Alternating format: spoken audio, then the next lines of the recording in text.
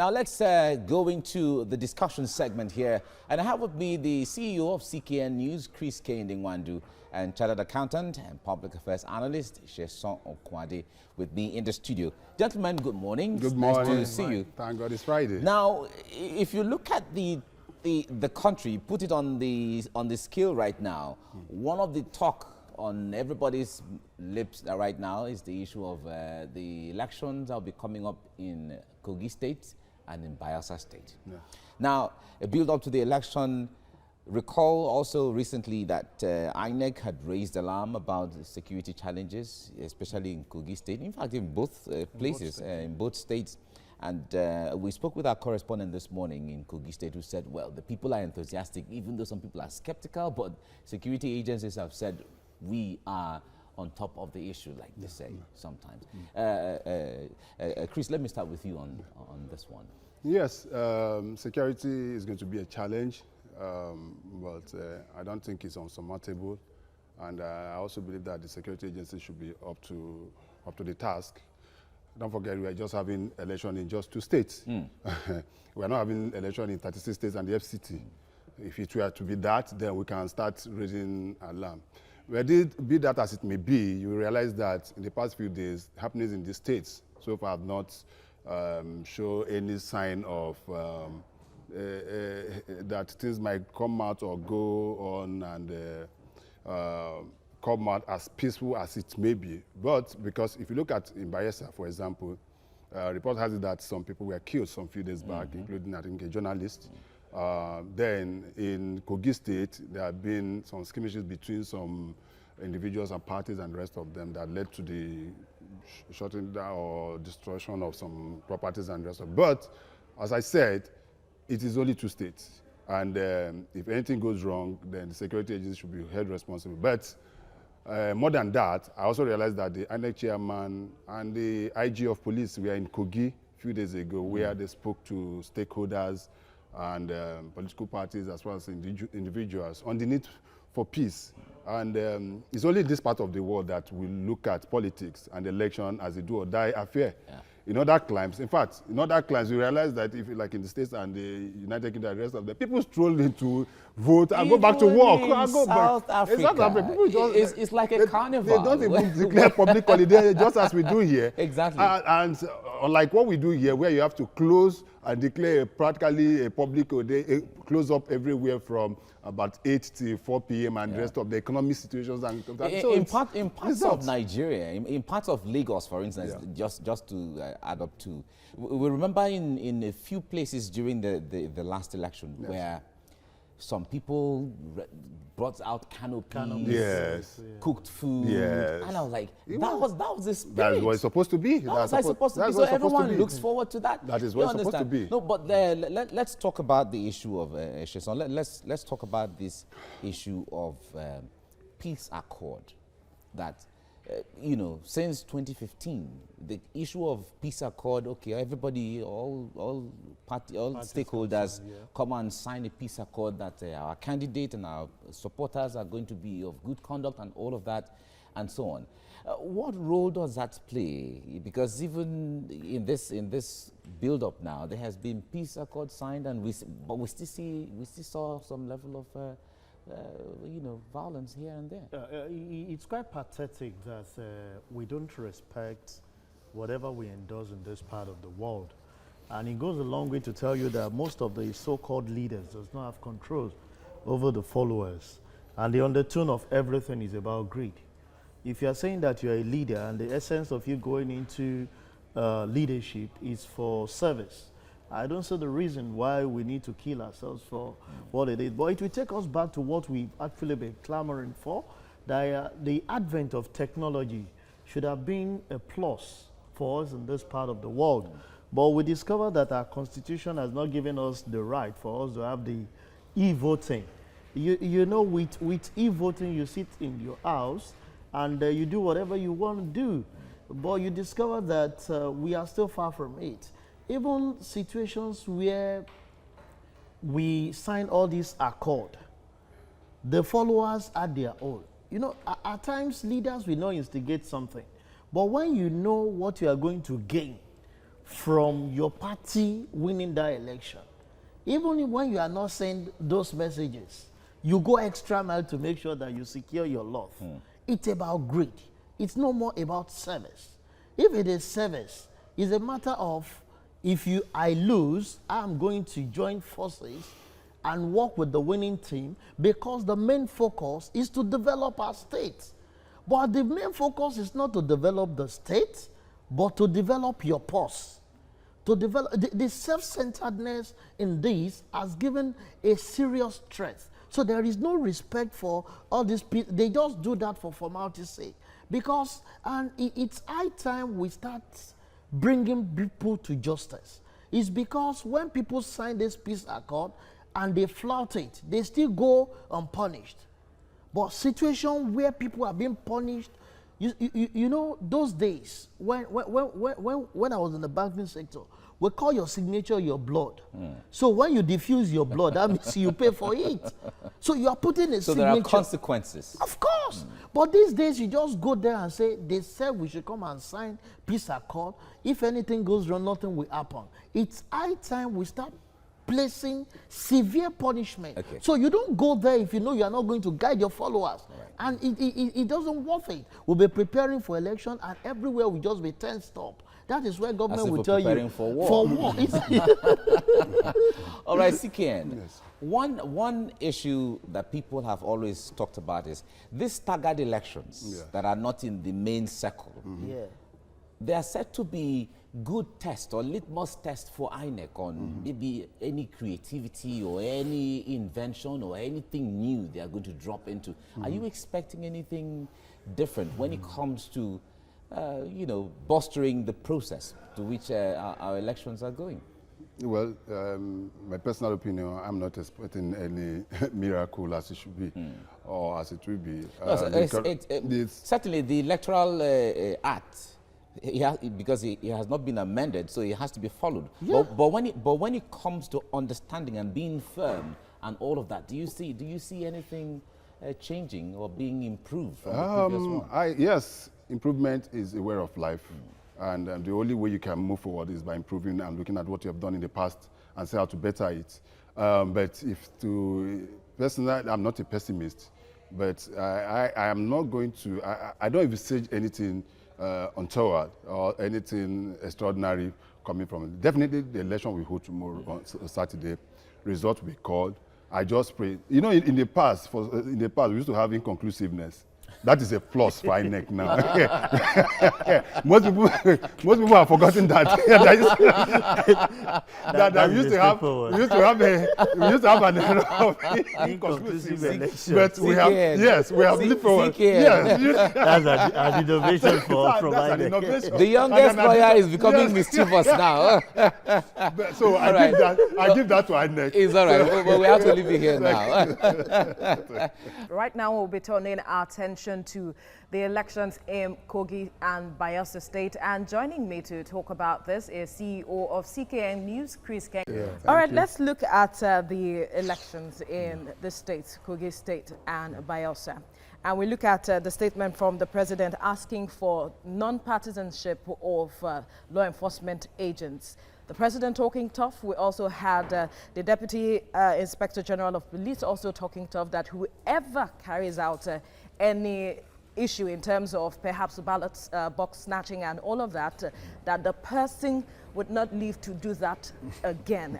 I wonder, these issues, these statements, how do you think it will serve as a deterrent? Because we remember that before the general elections earlier this year, we had the president also speaking and talking tough, but yet we still had issues of violence listed around the elections. I'll start with you, CKN.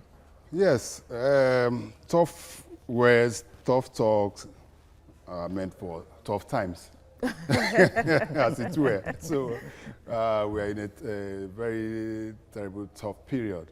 And it's not out of place for the president to say that. You have to understand that the president is the chief security officer of the country. Absolutely. So irrespective of his political leaning, it is duty bound to make sure that every part of Nigeria is secured during, before, during, and after election. And so what he said is not out of context and is only trying to would be troublemakers, which has become part of our political system, especially when it comes to election, was ought ordinarily to be a very free and fair election, and it's called election. It's election. I mean, yes, election is people, like a football. Election is like a football match, for goodness sake. Somebody will win, somebody will lose. The question is, how did we even get to this point where it has become a do-or-die affair? Yeah, it has become part of our system right from the early 60s. Don't forget what happened in the First Republic that led to the first coup, second coup, and the rest of them.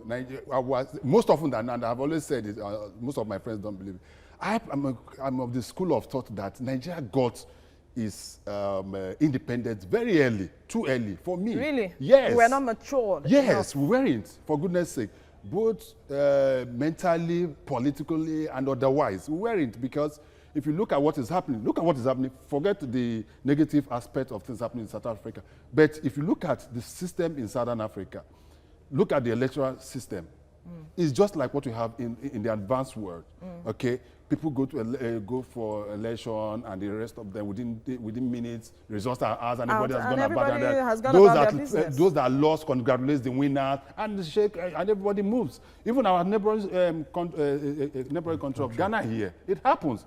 But ours has become, in fact, a former president said that it was a do-or-die affair, and it has always been. So the president is whether Nigerians are going to, or those electors are going to adhere to what he said. But people have said that because we haven't seen prosecutions, we haven't seen anyone being punished for these acts, and so it would continue. Sheso? For real, it will continue. Because when you observe failures and people are supposed to be prosecuted, rather they are being celebrated because, in quotes, they believe they are Lord that cannot be touched. You will continue to see this. At the last election, there are lots of violence in several places. Until now, we've never heard of anyone that is being prosecuted for such things that happen. We only heard that they took them to tribunal. The same set of guys are out on the streets to perpetrate the same evil. And this will continue because, and it will continue to grow. If you don't nip something by the bud, it will continue to have its branches. The first person did it, second, third. Those three are going to give birth to another 3 sets of people that will walk the same way. Just the same way we talked about corruption. So the other time you are asking, how did we get to this position? It's about greed. Once you are greedy, you see those other areas, they see leadership as service to humanity. I have to just give my own quota and make things work. It as such here. It's not service to humanity, it's service to your boss. How do we deepen democracy? Because these are the processes that ensure that the concept of democracy is different. Until we get it that you are there to serve the people and make the people progressive, we will not go anywhere. The fact that everybody wants to get there and make sure that the generation unborn are being saved for, which entrench corruption the more. There are several failures. You see, I don't know how we manage situations. You can see yourself that you are a failure and you still go ahead to tell people, please, I want to come back the second time. How do you expect a failed child to graduate to the next class? It should repeat. But because we don't have that morale, we have lost that value. Otherwise, this issue of election, look at the last election, we saw some areas where people had to hire canopies. It's election. That's the way it should be. But then, how does this portray us being the big brother of Africa? Imagine the U.S. proposing sanctions for politicians who perpetrate issues of violence. I mean, what does this say of us having that position of a big brother? Well, we are a big brother in certain elements, but when it comes to politics, we are just like an elephant with clay feet, as far as politics is concerned. Clay feet? Yes, an elephant with a clay feet. That is what we are. We are just giant for nothing, because we have nothing to show. In terms of governance, in terms of deliveries, in terms of delivering on promises, in terms of, in so many aspects. You know, just as he said, politics is service. And until we start making politics less attractive as a ticket meal for some people who will not get What there. would it take to make it less attractive? Because at this point that we have found ourselves, can we do that? Yes, Yes. yes, we can. We can. One is also to look at our constitution. Okay, there are so many aspects of our constitution that guarantees and allow people. Look at the issue of recall, for example. If the man representing me in Obo, in Imo State, where I come from, is not doing well in the State House of Assembly, or in my zone, or Kigwe zone, wherever, that is not doing well, I should have the right to recall him. But do you know that that is fundamentally very difficult? Yes. Very, the very. process is the a long process one. is so, in You fact, cannot it's even so try difficult that it is. So that is done. And also, when you see people making sure that people are accountable to them, there are instances where people in the Western world, where somebody just asleep. Look at just last week, the president of Bolivia resigned. This was somebody that was elected just less than how many months? Just 2 months or thereabout. And he felt something was, and he resigned. There have been also instances where some presidents resigned just because people were protesting against certain issues. Ordinary bread. There have been instances where bread has brought down, the price of bread has brought down a government. Yes. Those are fundamentals. But the problem is that we catch on several. One, we use religion. Two, we use ethnicity. These Then biases are still there. and these biases are there. So when it comes to that, you say, oh, there are people that are against my ethnic group and rest of them. So they use that to be able to cajole us and not be able to. So until we're able to make sure that we bring people, make sure that people are accountable and hold them responsible to their promises. Yeah. You promised me so in 2015. Let us look at what you've done in 2019. Based on that, after assessing you, then if I see that you are found wanted, then you can go in a second time. All right, we have to leave it at this point. Gentlemen, thank you so much for your contribution. Thank you very much for having us. Talking about the election in Kogi and Bayelsa State, which will come on Saturday, the point there is that, Chris, let me start with you on this. When it comes to that thing that everyone looks forward to, that ideal kind of election, I wonder what you would say is an ideal election in our Nigerian space and society right now. It's not sky rockets in nature. Simple. People come out at the right time, and INEC officials arrive at the right time. Security is well secured. People are allowed to vote for candidates of their choice without any rancor. And at the end of it all, results are released, and the will of the people prevails. That is an ideal situation. Very simple. There is no, it's not something that is what is practiced all over the world. Don't forget, we almost got it right sometime in the past during the option A4 system. The 1993 which has been adjudged as the best we ever had. As a kid, then I didn't vote, but I knew that we were going to Emmanuel Primary School in Ojota, where I grew up. And we were watching people queuing up, you know, and it was so orderly. There you say 1, 2, 3, 4, SDP 18. You know, very, very ideal. And at the end of it all, you realize that the will of the people triumphed. And there was no violence. Mike, just put your mind back to that election. There was no violence anywhere across Nigeria. That was an ideal situation. But thereafter, 99 and the rest of them will be having issues. So an ideal situation for us is ability to be able to allow people to freely go to the polling booth at the right time and make sure that they find their names. Because it's one thing to get there, and another thing for your name. All right. So it's an issue. That's for me. So INEC is the umpire. INEC is the one who is going to direct and champion, or who directs and champions the election. Wherever they say we go, or especially on election day when it comes to how these things. But how would you rate and assess the preparedness of INEC every time? Even when they come to assure we are ready for election, everything has been deployed, there are no issues of funds, all the materials are intact and all of that. When you weigh that promise against how things play out, how far away from the ideal do you see? Well, for INEC, they come out to put in their best, going by the process CKN just stated. The election materials are being moved to the location expected at the expected time.